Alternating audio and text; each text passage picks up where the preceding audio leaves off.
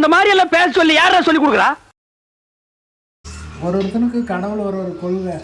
ஏன்னா உழைச்சி சம்பாதிக்கணும்னா படித்து வேலை வாங்கி அதுவும் சம்பளம் அந்த இதெல்லாம் கவிதைலாம் வேண்டாம்.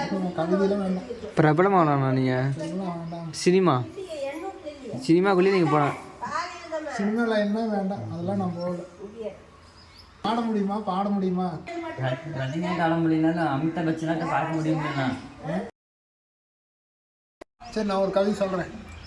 கவிதையை படித்து வச்சு கலையத்தில் போட்டு வச்சு நாய் வந்து அது காத்துன்னு தூக்கிட்டு போயிடுச்சு.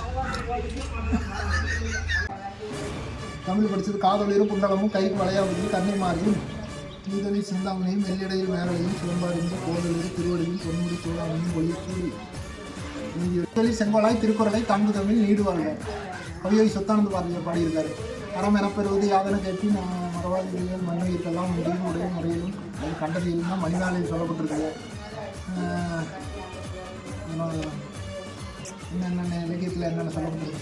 குழந்தை தாளாட்டுற மாதிரி தாளாட்டுப்பட்டிருக்கு. நந்தவனம் கண்டிறந்து நற்றமிழ் பூ எடுத்து நந்தவனம் கண்டிறந்து நற்றமிழ் பூ எடுத்து பண்ணோடு பாட்டி சேர்த்து பார்வோற்ற வந்தாயோ தங்கத்தில வெட்டி வெட்டி தங்கத்தில பூயிலைத்து செல்லம்மாய் வந்து உரித்த சேரநாட்டு முத்தேனம் வாழை இலை வரப்பி வந்தாரை கையமறுத்தி சுவையான இருந்து வைக்கும் சோழ நாட்டு முத்தனி தங்கத்தில வெட்டி வெட்டி தங்கத்தில பூயிலைத்து செல்லம்மாய் வெட்டி. அது தாளாட்டு பாட்டு இப்படி இருக்கு. நான் குண்டு மணி வேகல்னா வந்து அதான் பெண்ணனியும் பெண்ணா ரெண்டு கண்ணானு போகுது. இப்படிதான் கவிதை வந்துட்டு.